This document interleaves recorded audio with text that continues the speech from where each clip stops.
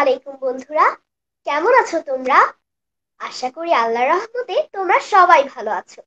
আলহামদুলিল্লাহ, আমিও ভালো আছি। যদিও চারপাশে বেশ গরম পড়েছে, কিন্তু গাছে গাছে আম, কাঁঠাল আর লিচু দেখে মনটা খুশিতে ভরে উঠেছে। আর সামনেই আসছে মধু মাস। প্রিয় দর্শক, সকলকে আমন্ত্রণ জানাচ্ছি সকলের প্রিয় কিস ক্রিয়েশন টিভির জনপ্রিয় অনুষ্ঠান মাথায় কত প্রশ্ন আসে দেখার জন্য। আজ আমাদের সকল প্রশ্নের উত্তর দেওয়ার জন্য আমাদের সাথে উপস্থিত আছেন শাইখ আবু ইমাম, ইস্ট লন্ডন জামে মসজিদ, ইউকে। আসসালামু আলাইকুম শাইখ। ওয়ালাইকুম আসসালাম ওয়া রাহমাতুল্লাহি ওয়া বারাকাতুহু। মাশাআল্লাহ, আপনি আমাদের কেমন আছেন? আলহামদুলিল্লাহ, এই পর্বে আমাদের সাথে লাইভে যুক্ত আছে সিদরাতুল মুনতাহা মালাসি, মনির বিনতে মিকা, আনিসা জান্নাত তাহিয়া, মাইমুনা বিনতে মোস্তফা এবং অনুষ্ঠানটির উপস্থাপনায় রয়েছি আমি সাবিয়া কাবির সাবা। প্রিয় দর্শক, এবার আমরা চলে যাব মূল অনুষ্ঠানে। তবে তার আগে ছোট্ট একটি অনুরোধ, আপনারা বেশি বেশি করে লাইক, কমেন্ট এবং শেয়ার করে অনুষ্ঠানটি সকলকে দেখার সুযোগ করে দিন এবং চ্যানেলটি সাবস্ক্রাইব করতে ভুলবেন না যেন। শুরু করছি আমাদের মূল অনুষ্ঠান। এখন শাইখের কাছ থেকে আমাদের সকল প্রশ্নের উত্তরগুলো জেনে নেব ইনশাআল্লাহ। আজকে প্রথম প্রশ্ন করবে সিদরাতুল মুনতাহা মালাসি। সিদরাতুল মুনতাহা মালাসিকে আমন্ত্রণ জানাচ্ছি তার প্রশ্নটি করার জন্য। আসসালামু আলাইকুম। ওয়ালাইকুম আসসালাম ওয়া রাহমাতুল্লাহি ওয়া বারাকাতুহু। জি, সিদরাতুল মুনতাহা, আপনাকে শুনতে পাচ্ছি। আপনার প্রশ্ন কি থেকে বলেন। আমার প্রথম প্রশ্ন হচ্ছে, ইসলামকে কেন সেরা ধর্ম বলা হয়? আচ্ছা, এত কচি মানুষ আর এত সুন্দর প্রশ্ন, থ্যাংক ইউ। ইসলামকে সেরা ধর্ম বলা হয় জন্য যে এটা আসলেই কিন্তু সবার সেরা। সেরা এই জন্য যে আমাদের যে রব রয়েছেন তিনি এটা দিয়েছেন, অন্য কোনো মানুষ দিলে এটা সেরা হতো না। মানুষের তৈরি করা অনেকগুলো ধর্ম কিন্তু রয়েছে, ওগুলো একটা আরেকটার সাথে যায় না, আর একটা আরেকটার সাথে অনেক বেশ কম আছে। আর ইসলামের সাথে বাকি সবটার কিন্তু মিল নেই। মিল নেই এই জন্য যে একটা যেটা বলে ওটা পরে আর তারা ধরে রাখতে পারে না, এরপরে তারা চেঞ্জ করে দেয়, পরিবর্তন করে। এই জন্য সকল ধর্মই হচ্ছে পরিবর্তনশীল। সময়ের সাথে তারা মিল রেখে এটাকে চেঞ্জ করে, পরিবর্তন করে, ওদের দার্শনিকরা, ওদের মেন লোকেরা। আর ইসলাম যেহেতু আল্লাহর দেওয়া, এই জন্য এটা হচ্ছে সবচেয়ে শ্রেষ্ঠ, সবচেয়ে উত্তম এবং সবচেয়ে উন্নত। এটা আপডেটেড, কেমন, এটা নতুন করে আবার এটাকে সংযোজন বিয়োজন করতে হয় না, নতুন করে কোনো প্রশ্ন আনতে হয় না, এবং কোনো প্রশ্ন আনার এখানে সুযোগও নেই। এটাকে নতুন করে আপডেট করা লাগে না, কারণ এটা একসাথে যে রব তৈরি করেছেন তিনি আমাদেরকে সৃষ্টি করেছেন আর আমাদের চলার বিধান দিয়েছেন, যেটা তার নামে কিন্তু ইসলাম। মানুষের চলার বিধান, এই জীবন ধারণের বিধান, এই জীবনকে কিভাবে করে পরিচালনা করব, কিভাবে করে কাটাবো আমাদের দিন রাত, সময়, কাজ, কর্ম, ঘর, পরিবার, শিক্ষা, আব্বু আম্মুর কথা কেমন শুনবো, এবং আব্বু আম্মু কেমন ভালো মানুষ হবেন, কেমন এবাদত, এসব কিছু বেপিয়া যে দিনের মধ্যে পাওয়া যায়, এই জন্য এটাকে বলা হয় দিন। এটার নাম কিন্তু আবার ধর্ম না। ধর্ম হলো খুব সংকীর্ণ একটি কথা, এটা কেবলমাত্র কিছু আনুষ্ঠানিকতাকে বোঝায়। আর যদি দিন বলি আমরা, তাহলে এটার নাম হচ্ছে জীবন ব্যবস্থা হয়ে যাবে। এবং জীবন ব্যবস্থা হয়ে হিসাবে আল্লাহ ইসলামকে কিন্তু তিনি নিজে আমাদের জন্য ঠিক করেছেন, মনোনীত করেছেন। একথা তিনি কোরআনে বলেছেন, ইন্নাদ-দীনা ইনদাল্লাহিল ইসলাম। ইসলামই হচ্ছে আল্লাহর কাছে একমাত্র গ্রহণযোগ্য এবং একমাত্র মনোনীত জীবন ব্যবস্থা। ইসলামকে কোন ধর্ম বলা হয় না, কিন্তু খেয়াল রাখবা, ইসলাম হচ্ছে একমাত্র পূর্ণাঙ্গ জীবন বিধান মানবতার জন্য। তো সেই হিসাবে আপনারা যারা কচিরা রয়েছেন আপনাদের জন্য ইসলাম, আমরা যারা বড়রা রয়েছি আমাদের জন্য ইসলাম, কেমন আমরা যারা শেখরা রয়েছি আমাদের জন্য ইসলাম, আর যারা স্কুল কলেজে পড়াশোনা করে আধুনিক শিক্ষিত হন ওনাদের জন্য ইসলাম। এই জন্য ইসলাম হচ্ছে সবার কাছে পবিত্র ধর্ম, আর ইসলামটি হচ্ছে সবচেয়ে উন্নত। এটাকে আপডেট করা লাগে না, এটা কিয়ামত পর্যন্ত আপডেটেড। কেমন যে সময় যেটার প্রয়োজন এটা ইসলামে কিন্তু পাওয়া যায়, এটাকে আর আপডেট করা লাগে না।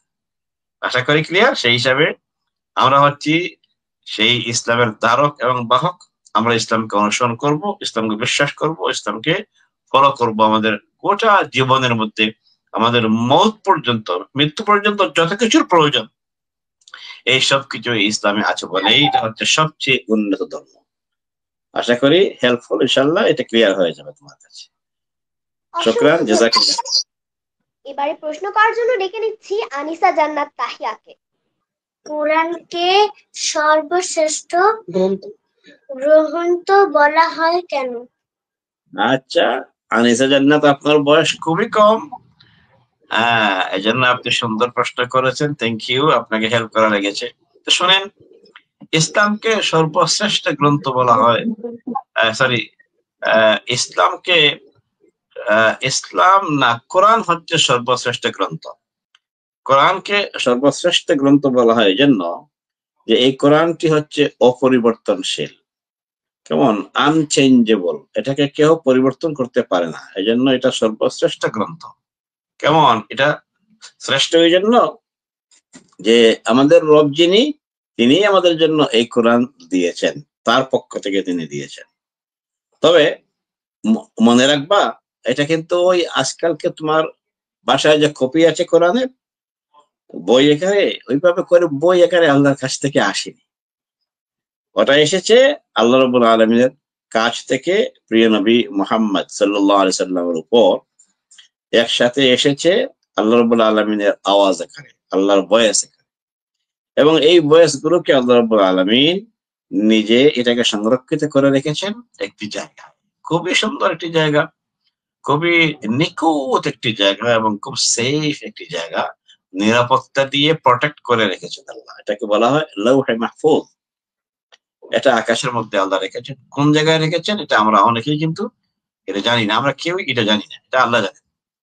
আল্লাহ তাআলা আকাশের মধ্যে একটা বক্স করে মনে করেন, সেই বক্সের মধ্যে খুব প্রোটেক্টেড করে, খুব নিরাপত্তা সহকারে তিনি রেখেছেন যেন সেখান থেকে কোনো কম বেশি করা না যায়। এবং যেখানে কেউ উঠতে পারবে না সেই ঊর্ধ্ব গগনে আল্লাহ রাব্বুল আলামিন এটাকে অত্যন্ত সুন্দর করে হেফাজত করে রেখেছেন। আর এটা এই জন্য সবচেয়ে উন্নত গ্রন্থ যে কেউ এটার মধ্যে হাত দিতে পারে না, অর্থাৎ কেউ চেঞ্জ করতে পারে না, কোনো পরিবর্তন করতে পারে না, কমিয়ে নিতে পারে না, আবার এটাকে বাড়িয়ে দিতেও কিন্তু পারে না। যার যা কিছু প্রয়োজন সবকিছুই কিন্তু এই কোরআনে আল্লাহ একসাথে দিয়ে দিয়েছেন। এবং এই কোরআনটি আমি আগে বলেছি এটা আনচেঞ্জেবল, অপরিবর্তনশীল, এটার মধ্যে কেউ একটা বিন্দু পর্যন্ত পরিবর্তন করতে পারবে না। এই জন্য এটা সবচেয়ে উন্নত মানের গ্রন্থ। যে অন্যান্য গ্রন্থের মধ্যে কিন্তু মানুষ নিজেরা চেঞ্জ করে ফেলেছে, কেমন নিজের ইচ্ছা মতো কিছু লিখে ফেলেছে, কিছু কমিয়েছে, আবার কিছু বাড়িয়ে অ্যাড করে দিয়েছে। কিন্তু কোরআনের মধ্যে কেউ চেঞ্জ করতে পারবে না, জানো, এটা স্বয়ং আল্লাহ কর্তৃক নির্ধারিত। সেজন্য আল্লাহ নিজে বলেছেন, ইন্না নাহনু নাযালনা যিকর ওয়া ইন্না লাহু লাহাফিযুন।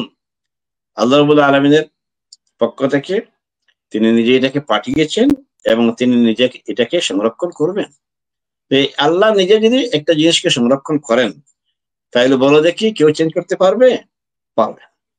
এই জন্য আল্লাহর কাছে আমাদের জীবনগুলো সংরক্ষিত আছে, এবং এই কোরআনটিও আল্লাহর কাছে একদম সংরক্ষিত। অন্যান্য কিতাব যেভাবে করে লোকেরা পেয়েছিল হাতে হাতে, এবং তাদের সুবিধায় সকালে একটা আইন করেছে, এটাকে তারা চেঞ্জ করেছে, বিকালে নিজেরা একটা আইন করেছে, এটাকে আবার তারা নিজেরা চেঞ্জ করেছে। এবং অনেকগুলো আগের কিতাবের মানে কোনো আয়াতের ঠিক ঠিকানা নাই, নিজেরা ইচ্ছে মতো বাদ দিয়েছে, আবার কিছুটা এড করেছে। কিন্তু আল কোরআন হচ্ছে আল্লাহর পক্ষ থেকে নাজিলকৃত, আল্লাহর পক্ষ থেকে অবতীর্ণ, যার ফলে কোনো মানুষ তাকে চেঞ্জ করার উদ্দেশ্যে টাচ করতে পারে না। এছাড়া আরো পবিত্র হচ্ছে এই জন্য যে আমরা আল কোরআন উজু ছাড়া টাচ করতে পারি না। আমরা তিলাওয়াত করতে পারি, কিন্তু সেটা আবার উজু করে অত্যন্ত পাক হয়ে সাফ হয়ে, বড় মানুষকে উজু করা লাগে, উজু করার পর পাক হয়ে সাফ হয়ে এটাকে টাচ করতে হয়, স্পর্শ করতে হয়, তারপরে এটার পাতা উল্টাতে হয়, এরপর এটা কিন্তু পড়া যায়।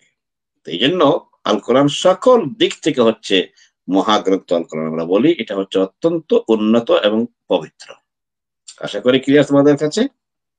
মারহাবা শাইখ, আল্লাহ আমাদের কোরআনের বিধানগুলি মেনে চলার তৌফিক দিন। এবারে প্রশ্ন করার জন্য আমন্ত্রণ জানাচ্ছি মাইমুনা বিনতে মোস্তফাকে। আমার প্রথম প্রশ্ন হচ্ছে, আমি শাইখের কাছ থেকে জানতে চাই যে ইসমাইল আলাইহিস সালাম ও হাজরা আলাইহিস সালামকে ইব্রাহিম আলাইহিস সালাম কেন মরুভূমিতে রেখে এসেছিলেন? আচ্ছা, দেখি তোমার এই প্রশ্ন জুড়িতে এত সুন্দর প্রশ্ন, আকস্মিক প্রশ্ন করে বসেছে তুমি। একজন শিশু ইসমাইল ছিলেন, পরবর্তী সময়ে তিনি কিন্তু নবী হয়েছেন। এটা কি তুমি জানো? এই ইসমাইলের আম্মুর নাম হচ্ছে হাজার। কেমন, এটাকে হাজারা আলাইহিস সালাম বলা হয়। ইতিহাসের বইতে ওনার নামকে একটু একটু একটু কাট করে বিকৃত ঠিক ঠিক বলা যাবে না, মানে একটু বানানকে উল্টাপাল্টা করে লেখা হয়েছে, এই জন্য হাজার, ওনার নাম ছিল হাজার। তো এই প্রিয় নবী ইসমাইল এবং তার আম্মু হাজার উভয়কে মরুভূমিতে তিনি রেখে এসেছিলেন। কেন জানো না? সেটা হচ্ছে যে নবী ইব্রাহিমের, ইসমাইলের আব্বু হচ্ছেন নবী ইব্রাহিম আলাইহিস সালাম।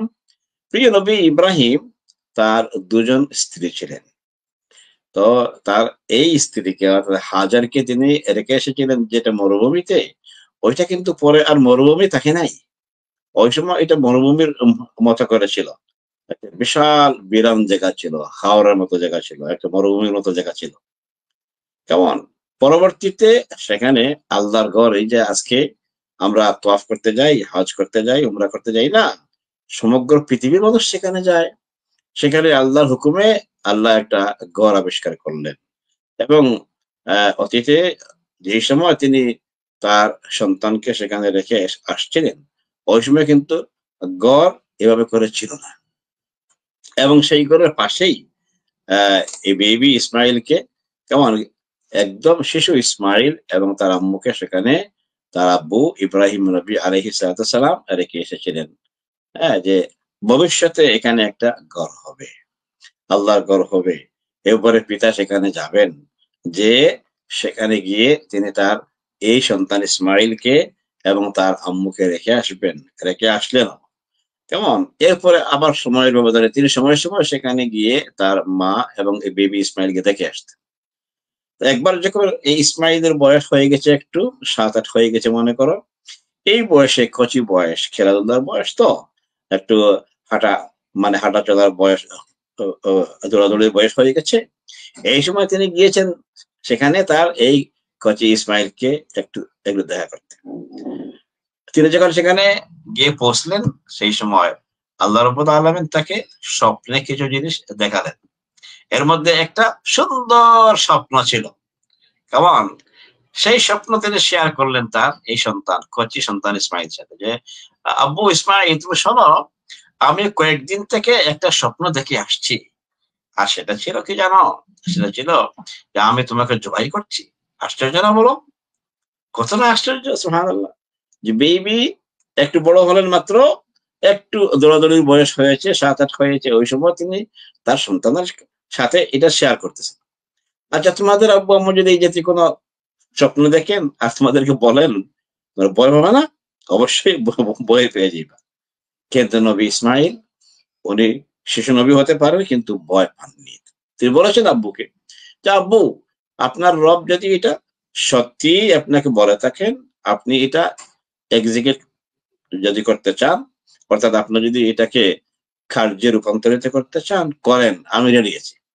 আমাকে আপনি রেডি পাবেন, আমাকে আপনি ভীতু হবেন না, অথবা আমি দৌড় দিয়ে চলে যাব ভয় পেয়ে, এটাও হবে না। সাতাজিদুনি ইনশাআল্লাহু মিনাস সাবিরিন, কোরআনে আসছে স্টোরিটি, সূরা সাফফাতের মধ্যে আসছে যে আব্বু, আপনাকে আল্লাহ যে হুকুম করেছে স্বপ্নের মধ্যে আমাকে জবাই করতে, এটা যদি আপনি করতে পারেন, আমাকে আপনি আপনার সাথে পাবেন, আমাকে আপনি অত্যন্ত ধৈর্যশীলদের সাথে পাবেন।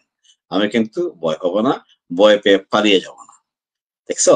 তো এইভাবে করে একজন এই প্রিয় কচি বাচ্চা ইসমাইল, তিনি ভয় পাননি, অর্থাৎ তিনি আগামীতে নবী হবেন, তো এই জন্য তার মধ্যে কোনো ভয় কাজ করেনি।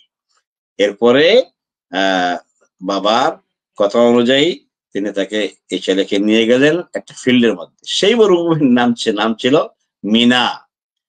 তোমরা শুনে থাকবে তো, আজকালকে এই যে লোকেরা হজে যায়, উমরায় যায় না, ওখানে একটা ফিল্ড আছে মিনা, আল্লাহগড়ের প্রায় পাশেই, প্রায় 2-2.5 কিলোমিটার একটু দূর। এটা মোটামুটি, এটার নাম হচ্ছে মিনার প্রান্তর। সেই মিনার প্রান্তরে তাকে নিয়ে গেলেন এবং সেখানে শোয়াইয়া কেমন একদম জবা করার জন্য ছুরি অত্যন্ত শার্প করে ধারালো ছুরি দিয়ে তাকে জবাই করার জন্য আল্লাহ হুকুম করলেন এবং তিনি শোয়াই দিলেন। তিনি শোয়াই দিয়ে বিসমিল্লাহ আল্লাহু আকবার করে, যেভাবে করে আমরা মুরগি জবাই করি না, পাখি জবাই করি, বা তোমরা দেখেছ গরু ছাগল যখন আমরা জবাই করি, বিসমিল্লাহ আল্লাহু আকবার বলে, এইভাবে তিনি তাকে শোয়াই দিয়েছেন। এখন জবাই করবেন। এই সময় আল্লাহ তাআলা কি করছেন জানো?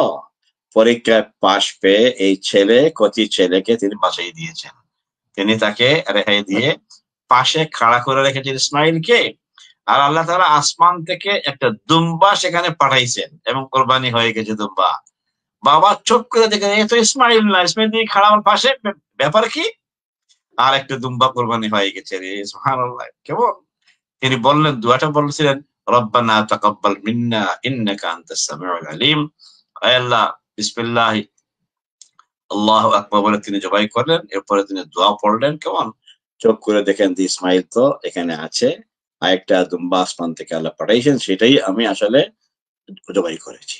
এই যে একটা পরীক্ষা নিয়েছেন, এই পরীক্ষায় আল্লাহ রাব্বুল আলামিন পাশ করানোর জন্য এই কচি ইসমাইলকে বা বেবি ইসমাইলকে এই মরুভূমিতে রেখে এসেছিলেন। আজকালকে এই যে সময় আসছে, এখন এই সময়টার নাম হচ্ছে যুলহিজ্জা মাস। এই যুলহিজ্জা মাস কিন্তু শুরু হয়ে যাবে আরো কয়েকদিন পরে। এখন যে মাস কিন্তু চলছে, এটার নাম যুলকায়দা আরবিতে। যুলকায়দা মাস কিন্তু শেষ হওয়ার পর এই যুলহিজ্জা মানে হজের মাস শুরু হবে। আর ঠিক হজের মাসের 9 তারিখে, কেমন 9 নম্বর তারিখে, সেই দিনই কিন্তু এই ঘটনাটা ঘটেছিল মিনার ময়দানে। কেমন তো সেই ঘটনা আর কাছ থেকে অনেক কিছু কিন্তু আমাদের শিক্ষণীয় আছে। 1 নম্বর হচ্ছে এটা হজের মাস, 2 নম্বর হচ্ছে এটা হলো কোরবানির মাস, এবং কোরবানি কিন্তু এসেছে এই নবী ইব্রাহিম তার সন্তান ইসমাইলকে জবাই করার স্টোরি থেকে। এজন্য তোমরা আব্বু আম্মুর কাছ থেকে এগুলো শিখবা খুব ভালো করে, সুন্দর করে। অনেকগুলো সুন্দর সুন্দর কিচ্ছা কিন্তু আছে, আবার কোরআনে কিন্তু আছে। কোরআনে সূরা বাকারার মধ্যে আছে, এরপরে সূরা সাফাতের মধ্যে স্টোরিটা আছে খুবই সুন্দর করে। তোমাদেরকে সেটা পড়ার আহ্বান জানাচ্ছি। ঠিক আছে? আল্লাহ তাআলা তোমাদের সবাইকে কবুল করুন এবং সবার কিন্তু মঙ্গল করুন, দোয়া করছি ইনশাআল্লাহ। শুকরান, জাযাকাল্লাহ খাইর। চমৎকার উত্তর শাইখ। আপনার উত্তরের মাধ্যমে আমরা অনেক কিছু জানতে পেরেছি। এবার আবারও ডেকে নিচ্ছি সিদরাতুল মুনতাহা মালাসিকে তার দ্বিতীয় প্রশ্নটি করার জন্য। আমার দ্বিতীয় প্রশ্ন হচ্ছে, অমুসলিমদের কি দান খয়রাত করা যায়? তোমার সুন্দর প্রশ্নের জন্য তোমাকে ওয়েলকাম। অমুসলিম যারা আছে তারাও কিন্তু আমাদের মতো মানুষ, তারা আমাদের কিন্তু ভাই এবং বোন, আমাদের মতো মানুষ হিসাবে আমরা আদমের সন্তান। প্রিয় নবী আদম আলাইহিস সালামের, ওরাও সন্তান আদমের, আমরাও সন্তান আদমের, তো সেই হিসেবে ওরা ভাই বোন, আমাদের ভাই, ঠিক না? এই জন্য অমুসলিমদের কাছে অমুসলিমরা হচ্ছে আমাদের মতো মানুষ, এটা খেয়াল রাখতে হবে। তারা ইসলাম কবুল করে নাই আর আমরা ইসলাম কবুল করেছি, এর বেশ কম। অমুসলিমদেরকে যদি তুমি দান করতে চাও, কোনো সমস্যা নাই। আজকে তোমার যদি পার্শ্ববর্তী কোনো প্রতিবেশী অমুসলিম স্টুডেন্ট থাকে, তোমার মতো স্কুলে যায় আসে, তোমাকে হয়তো আপ্পি বলে, ঠিক না? এই জাতীয় কোনো অমুসলিম যদি থাকে আর সে অসুখ হয়, তুমি কি তাকে দেখতে যাবা না? অবশ্যই যাবা, তোমার ক্লাসমেট, তোমার ফ্রেন্ড। এমনি করে যদি একটা অমুসলিম মেয়েকে তোমার ফ্রেন্ড হওয়ার কারণে, ক্লাস ফ্রেন্ড হওয়ার কারণে তুমি তোমার আম্মুকে নিয়ে তার বাড়িতে গিয়ে তাকে দেখতে যাও, এমনি করে তাকে তুমি সাহায্য করতে পারো, তাকে তুমি খাবার দিতে পারো, কেমন, তাকে তুমি পয়সা দিতে পারো, কোনো ওষুধপত্র লাগলে তুমি ব্যবস্থা করে দিতে পারো তোমার আব্বু আম্মাকে বলে। এইভাবে একটা অমুসলিমকে যদি তুমি সাহায্য করো, তাইলে কিন্তু তুমি আল্লাহর কাছে অনেক সওয়াব পেয়ে যাইবা। অমুসলিমের মানুষ, এই জন্য ওদেরও কিন্তু প্রয়োজন আছে। তুমি ঘুমাও না, তোমার যেমন ঘুমানোর দরকার তুমি ঘুমাও। তুমি যেমন খাওয়া দাওয়া করো, সকালে ব্রেকফাস্ট করে স্কুলে যাও, এমনি করে সেও কিন্তু ব্রেকফাস্ট করে। তোমারও পড়া লাগে, তারও পড়া লাগে, তোমারও মানে ক্লিন থাকা লাগে, তারও লাগে। তাহলে বেশ কমটা কোথায়? বেশ কম কেবলমাত্র সে আল্লাহকে রব হিসাবে মানে নাই, আর তুমি আল্লাহকে রব মানো। আল্লাহ আমার রব, এই রবই আমার সব তুমি বলো, গানে গানে এটা তুমি বলো, সে এদূর বলে না। কেমন?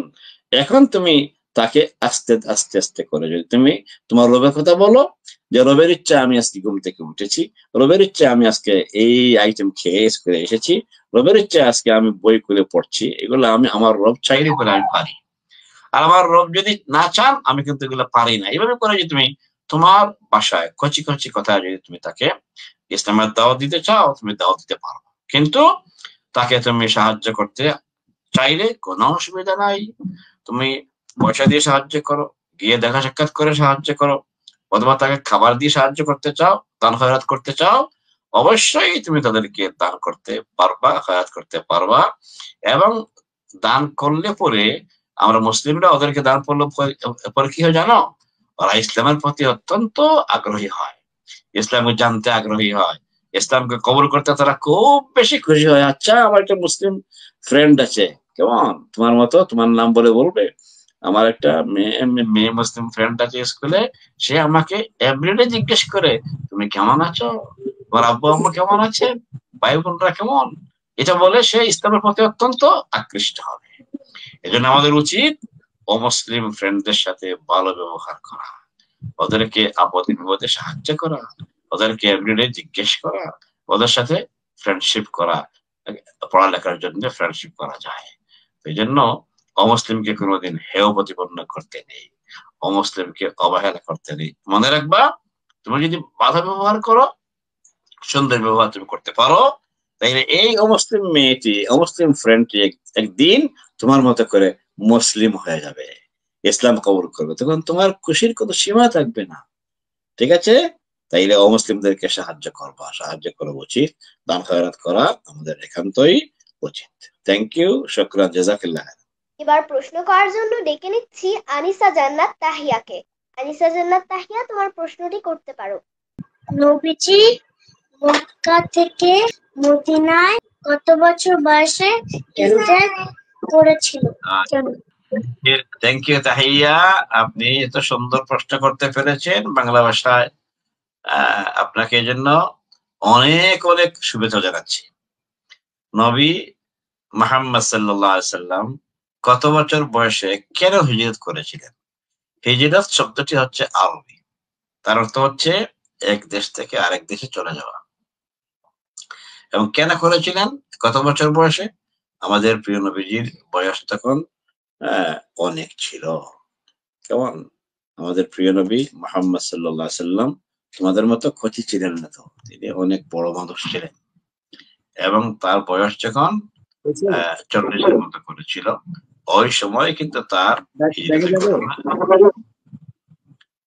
সেই জন্য আমরা বোধহয় এটা সবাই জানি যে নবী যখন হিজরত করেছেন, মানে তার মক্কা ছেড়ে মদিনায় গিয়েছেন। কেন গিয়েছেন এটা তোমরা জানো না? এটা একটা আশ্চর্য ঘটনা। তার নিজের আপনজন তার নিজের দেশে বাস করতে তাকে দেয় নাই। কেন দেয় নাই? আপনজন কি কাউকে তার বাড়ি থেকে, তার দেশ থেকে, এলাকা থেকে বের করে দেয়? না, এটা তো হয় না। কিন্তু নবীর ক্ষেত্রে কেন হয়েছে জানো? নবী আল্লাহর দ্বীনের কথা বলতেন, যেমন ইসলামের কথা বলতেন, আল্লাহর কথা বলতেন। আল্লাহ থেকে শিখিয়ে দিয়েছেন যে আমার দাওয়াত দিও, অর্থাৎ আমার কথা মানুষকে গিয়ে বলবা। তো তিনি এটা করতেন, কিন্তু অনেক মানুষ, তার নিজের বংশের মানুষ, তার নিজের বাড়ির মানুষটা পর্যন্ত বিগড়ে গেছে।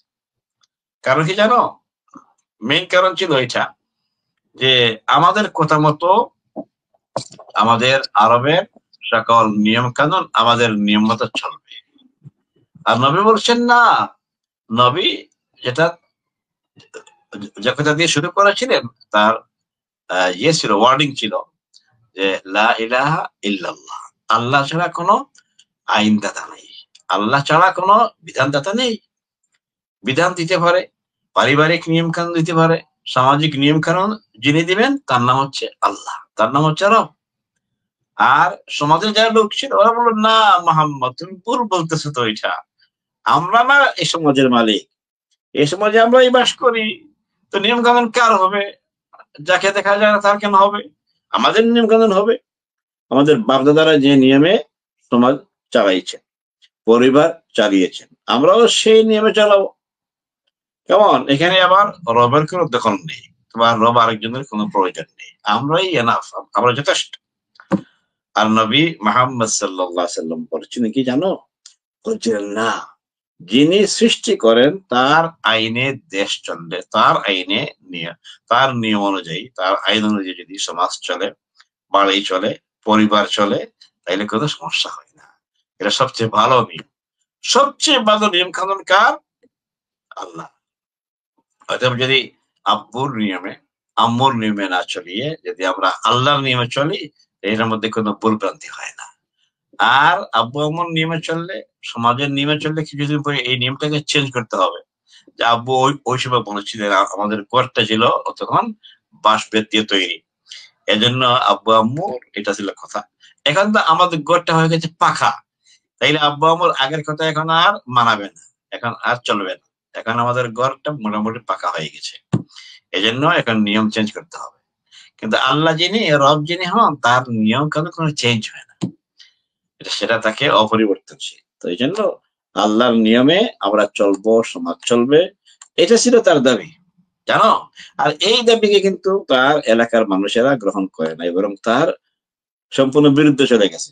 তারা খুব খুব রাগ হয়ে গেল, তারা অত্যন্ত শক্ত হয়ে গেল যে মোহাম্মদ তুমি যেসব কথাবার্তা বলছো, এইসব কথা যদি আমরা মানি তাহলে আমাদের আর রাজনীতি করা যাবে না, আমাদের আর এদেশে থাকা যাবে না।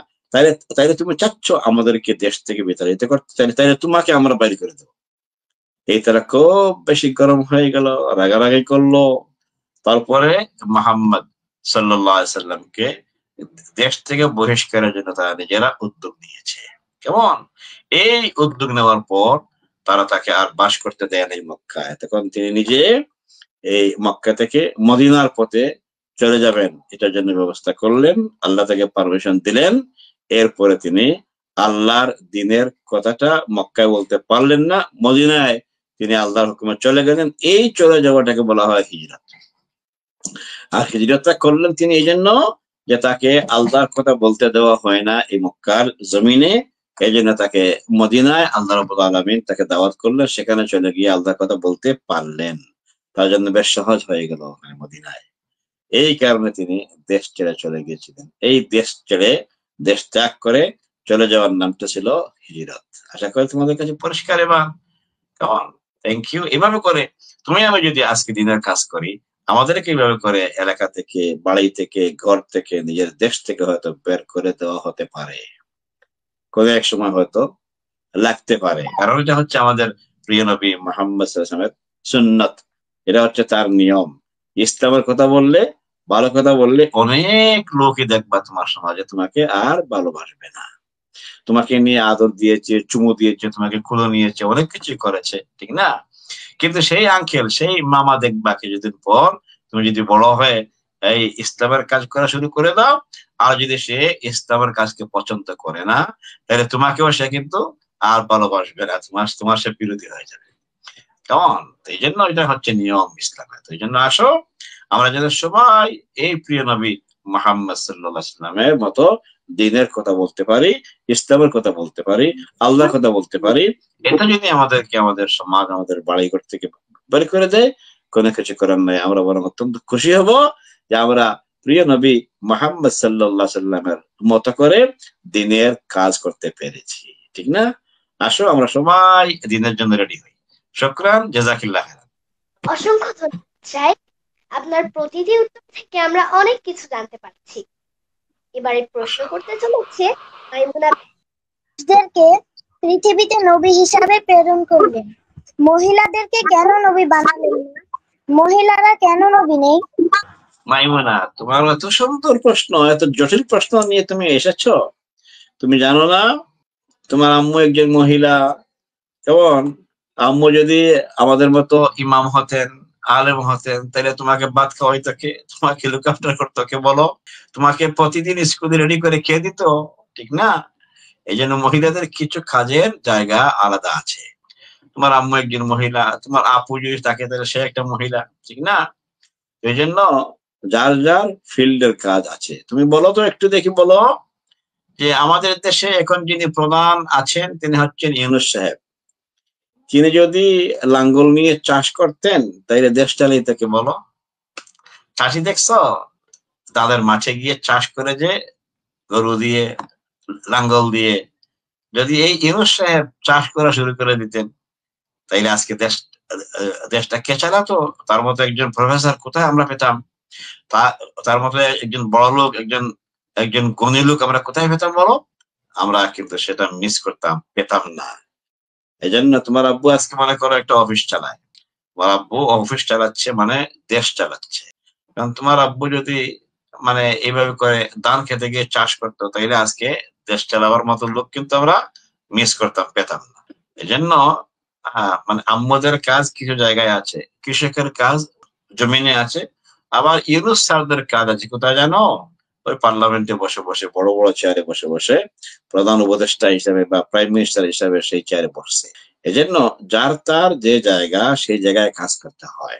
আজকে যদি তোমার আম্মু তোমাকে জন্ম না দিত এবং তোমাকে প্রতিদিন রেডি করে স্কুলে নিয়ে না দিতে পারতো, তোমার আম্মু যদি আজকে পাক শাক না করতো কিচেনে, তোমাকে কে খাওয়াতে দিই বলো? তুমি তোমার আম্মুর পেটে আসতা না। আর আম্মু যদি তোমাকে গর্ভধারণ না করতো তাহলে তুমি কিন্তু এই জমিনে আসতা না। আজকে এই প্রশ্নের জুড়ে নিয়ে আমাকে তুমি এত কঠিন প্রশ্ন দিয়ে হাতটা দিতে না, ঠিক না? এই জন্য প্রত্যেকের কিন্তু জায়গায় জায়গায় কাজ আছে। কোনোদিন কোনো ইমাম হিসেবে তুমি কোনো মহিলাকে দেখেছো? না। এই জন্য মহিলাদের কাজ, মহিলাদের অঙ্গন আছে, আলাদা জায়গা আছে, আলাদা তার স্থান আছে, সেই জায়গায় গিয়ে তাকে কাজ করতে হয়। আর আব্বুদের অর্থাৎ পুরুষদের আলাদা জায়গা আছে, আলাদা জব আল্লাহ দিয়েছে, ওইসব জায়গায় গিয়ে তারা কাজ করতে হয়। এই জন্য যার তার জায়গায় গিয়ে যে কাজ করে সে সেখানে কাজ করলে এটা সুন্দর হয়। এই পৃথিবীর নাম একটা সুন্দর উদ্যান, একটা সুন্দর বাগান। বাগানের মালি যারা আছে ওরা যদি কাজ করে তাহলে তোমার বাগানটা খুব সুন্দর হয়, একদম ফিটফাট হয়, একদম মালিরা ক্লিন ক্লিন করে রাখবে। তুমি গেলে পরে তোমার প্রাণ জুড়িয়ে যাবে যে মালিরা সুন্দর করে রেখেছে। আর যদি সকল মালি বাগানের মালিকিরি তারা তোমার অফিসে গিয়ে ঢুকে যায় তাইলে সুন্দর হবে না। মালি না থাকার কারণে কি হবে জানো? প্রত্যেকটি বাগান একদম নষ্ট হয়ে যাবে, একদম মানে ময়লাতে ভরে যাবে। এই জন্য যার যেখানে কাজ সেখানে তাকে কাজ করতে দেওয়া হচ্ছে ইসলামের জন্য, ইনসাফ। তো সেই ইনসাফের জন্য আল্লাহ রাব্বুল আলামিন কোন মহিলাকে কোনোদিন এইসব কাজে আনেন না। কেমন? আল্লাহ এটা পারমিশন দেন নাই। এই জন্য মহিলা জগতে মহিলা, মারা যেখানে আছেন সেখানে মাগিরি করবেন, মহিলাগিরি করবেন। আর বাপরা যারা আছেন ওনারা তারা বাপগিরি করবেন। প্রত্যেকের কিন্তু জায়গা আলাদা আলাদা। আশা করি ক্লিয়ার ইনশাল্লাহ। তুমি এত কম বয়সে এইসব চিন্তা তুমি করছো, তোমার প্রশ্নের জরুরির জন্য তোমাকে অসংখ্য ধন্যবাদ দিচ্ছি। Thank you. চমৎকার উত্তর সাহেব। এবারে প্রশ্ন করার জন্য ডেকে নিচ্ছি মুনির বিনতে মিকাকে। এবার প্রশ্ন করতে চলেছে তাকওয়া বিনতে জুবাইর। আসসালামু আলাইকুম। ওয়ালাইকুম আসসালাম ওয়া রাহমাতুল্লাহ। জি, আপনি আওয়াজ করে বলেন, ভালো আছেন? জি, আপনি কেমন আছেন? আলহামদুলিল্লাহ, বেশ ভালো। আপনাকে খুবই সুন্দর চমৎকার একটি ছোট্ট ফুটফুটে চেহারা দেখছি। প্রশ্ন করুন তো দেখি, আপনার জড়িত কি প্রশ্ন আমার জন্য? নবীজি শিশুদের সাথে কেমন ব্যবহার করতেন? মাশাআল্লাহ, সুন্দর। নবীজি শিশুদের সাথে শিশুমূলক ব্যবহার করতেন, খুবই সুন্দর চমৎকার করে ব্যবহার করতেন। শোনো, একটা স্টোরি দিয়ে বলি তোমাকে, তুমি খুশি হয়ে যাবে, কেমন? একদম প্রাণ জুড়িয়ে যাবে। নবী একদিন নামাজ পড়াচ্ছিলেন এবং তার শিশু দু নাতি ছিল। এক নাতি কি করছে জানো?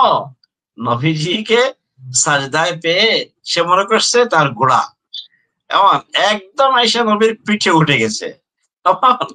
এরপর তো আমাদের প্রিয় নবী এখন তিনি তাকে সাজদা থেকে উঠতে পারছেন না, কারণ যদি তিনি হুট করে উঠে যান তাহলে পরে সে পড়ে সে তার পিঠ থেকে ফসকে গিয়ে যদি হাত পা ভেঙে যায়। এই জন্য নবী উঠছিলেন না, অনেক দেরি করে উঠছেন যখন সে সেটেল হয়ে গেছে। কেমন সে যেন আর ফসকে না পড়ে এটা তিনি কনফার্ম হয়েছেন, এরপরে তিনি অনেক দেরিতে উঠেছেন। তো যারা এবং তিনি সেদিন ইমাম ছিলেন, জানো আরো আশ্চর্যের কথা, তিনি ছিলেন ইমাম আর তার পেছনে অসংখ্য লোক ছিল নামাজ পড়তে। এই লোকগুলো পরে প্রশ্ন করলো যে ইয়া নবী সাল্লাল্লাহু আলাইহি সাল্লাম, আপনি কেন এত বিলম্বে শেষে সাজদা দিলেন? তখন তিনি বললেন তার হাসানকে দেখিয়ে যে আমার নাতি হাসান উঠে গিয়েছিল আমার গায়ের মধ্যে, আমাকে সে মনে করছে এখন খেলার জন্য গোড়া হয়েছে মনে হয়, সে আমাকে এখন চড়বে। এই গোড়ার মতো করে আমার পেটে উঠে গিয়েছিল। দেখছো, এই নবী কচিদেরকে পাইলে তিনি সালাম করতেন, আদর দিতেন। কচিদেরকে তিনি নিয়ে মানে এই স্টোরি বলতেন। একবার তোমরা জানো, একজন কচির বয়স ছিল প্রায় 9 বছর। কেমন সেই 9 বছরের একটা ছেলে তার সেবায় থাকতো, তাকে হুজুর পানি এগিয়ে দিত, তার কথা শুনতো এবং তাকে মিসওয়াক জোগাড় করে দিত এবং তাকে টাওয়াল এগিয়ে দিত। এইভাবে করে ছোট ছোট ছোট ছোট কাজ সে করত। সেই কচি বালকটি একদিন আসলো নবীর কাছে এবং তিনি তাকে বললেন, ওর নাম ছিল কিন্তু আনাস। কেমন বললেন যে আনাস, তুমি এই জিনিসটি অমুককে দিয়ে আসো। এরপরে আনাসের আর খবর নাই, আনাস চলে গেছে নিয়ে দিতে, কিন্তু আনাস তো আর ফিরে আসে না। অনেক সময় অপেক্ষা করার পর নবী চিন্তা করলেন ছোট মানুষ, বোধহয় কোনো সমস্যা হয়ে গেছে। তিনি বের হয়ে আসলেন, কেমন এসে দেখে আনাস তার ফ্রেন্ডদের সাথে কচি ফ্রেন্ডদের সাথে খেলতেছে, খেলাধুলা ব্যস্ত হয়ে গেছে।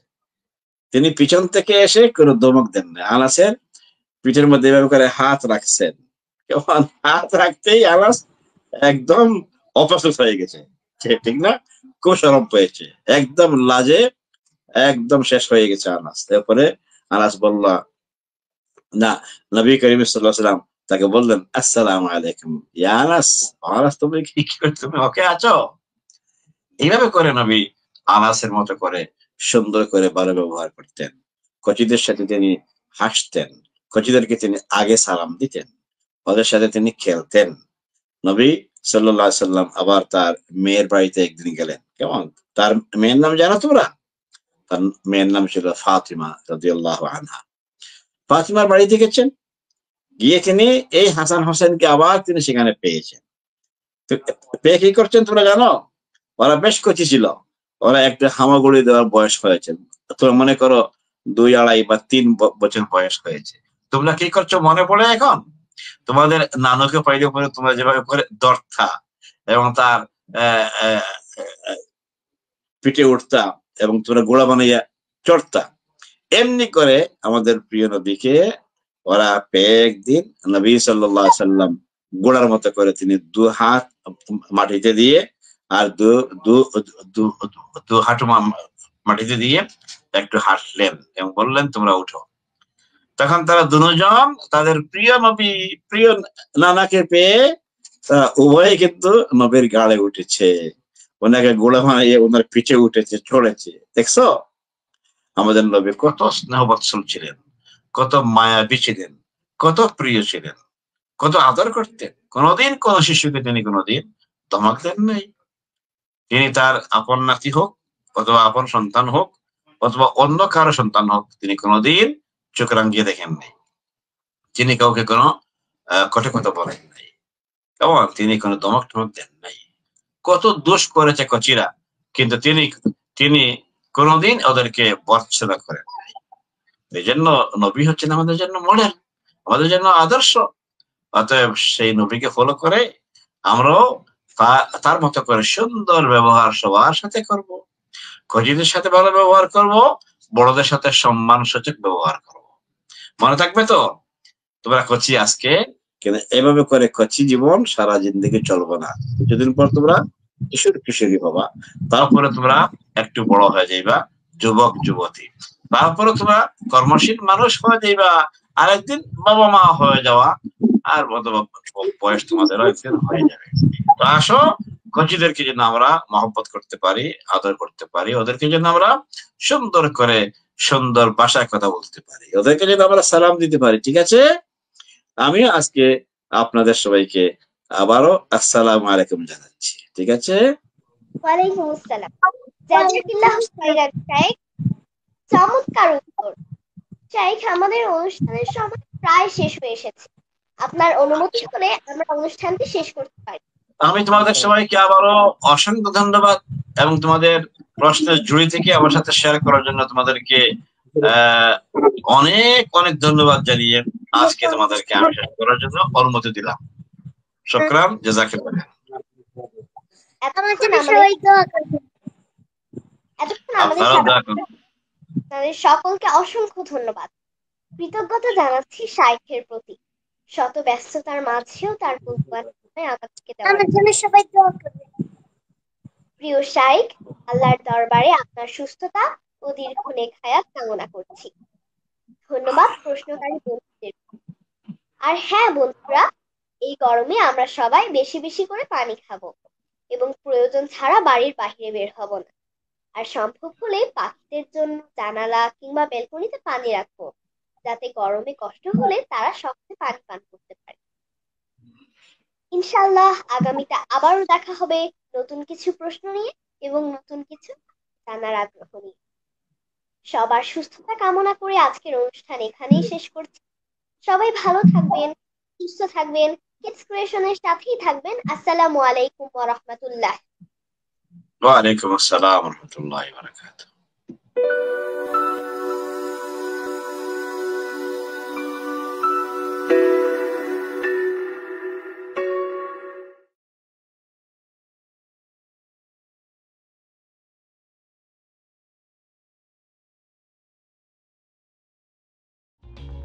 For more updates